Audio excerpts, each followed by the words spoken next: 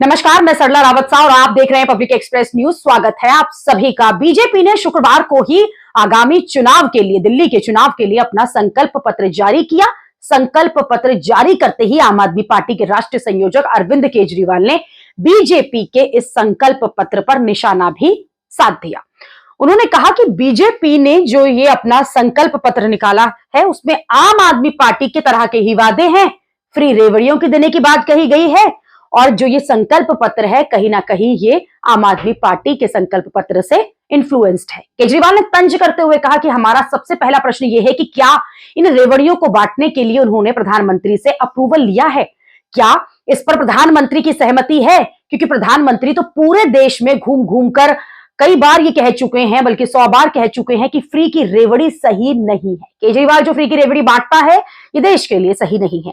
आगे अरविंद केजरीवाल ने यह कहा कि प्रधानमंत्री आकर अब ऐलान करें कि उनकी सहमति है। वे बोले कि गलत बोला था और केजरीवाल सही है। फ्री की रेवड़ी भगवान का प्रसाद है।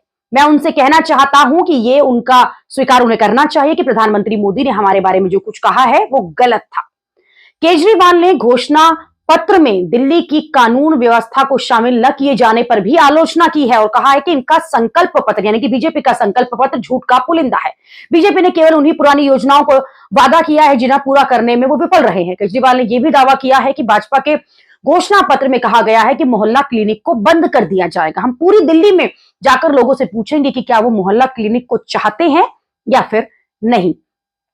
दिल्ली विधानसभा चुनाव को लेकर बीजेपी ने शुक्रवार को अपना संकल्प पत्र जारी किया। इसमें बीजेपी ने महिलाओं को 25 रुपए देने का वादा भी किया। यही वादा अरविंद केजरीवाल भी कर रहे हैं।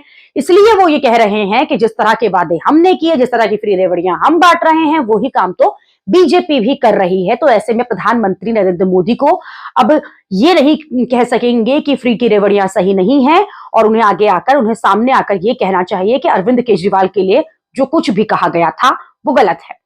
चुनाव तक आप इसी तरह की जुबानी जंग देखेंगे, एक के बाद एक वार देखेंगे, एक के बाद एक जवाब देखेंगे और जल्द ही वोट का दिन भी आ जाएगा। लेकिन क्या जुबानी जंग से चुनाव जीते जाते हैं, ये एक सवाल रहेगा। अभी के लिए इतना ही। अगली खबर में आपसे फिर होगी मुलाकात। देश और दुनिया की खबरों के लिए आप देखते रहिए, आप जुड़े रहिए पब्लिक एक्सप्रेस न्यूज के साथ। धन्यवाद।